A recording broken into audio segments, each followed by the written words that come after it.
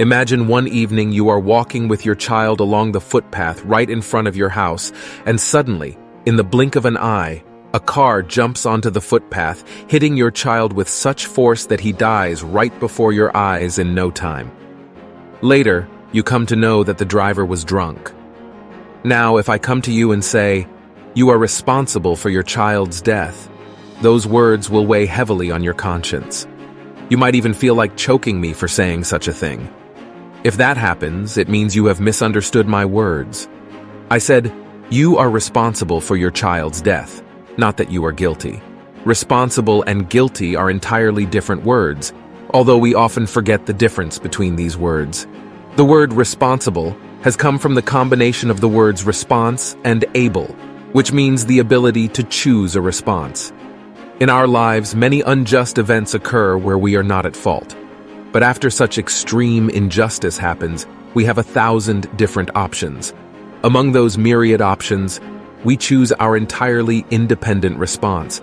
For example, after the death of your child, you can choose to strangle the drunk driver right there, or you can choose to lawfully hand him over to the police, or you can be overwhelmed by grief and commit suicide, or you can choose 1,000 other responses to your freedom. The problem is that we forget that the response we choose it freely.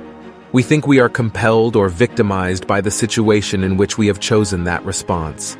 And that causes our suffering, which multiplies our pain and agony 1,000 times.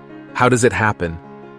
Imagine someone pointing a gun at your head and telling you that you have to run 26 miles within 5 hours, and if you fail to do so, he will shoot you along with your entire family.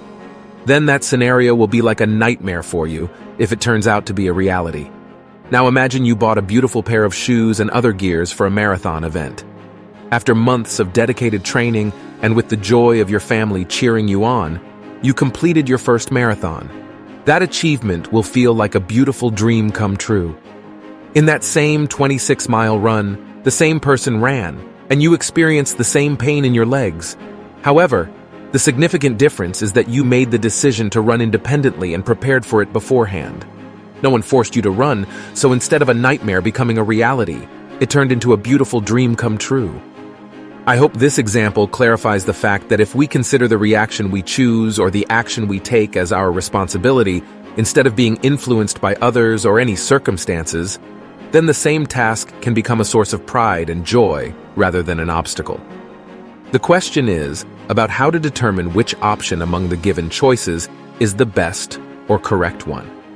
The answer to this question is that there is no option that can be deemed as the best or correct one.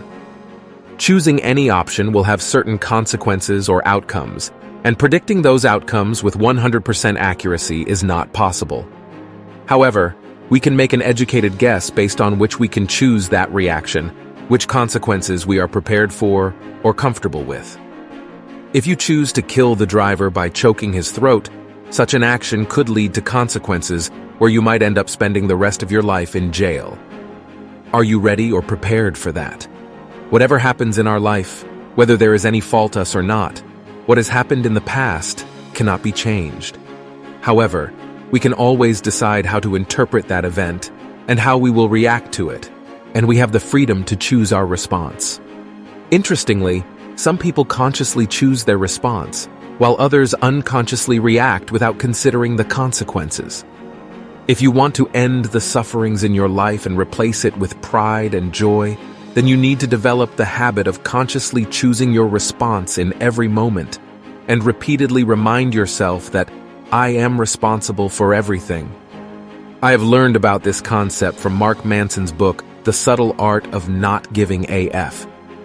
If you want to delve deeper into this topic, I highly recommend you to buy and read the book by clicking on the link given in the description. Thanks for watching the video. More wisdom, more solution, better life.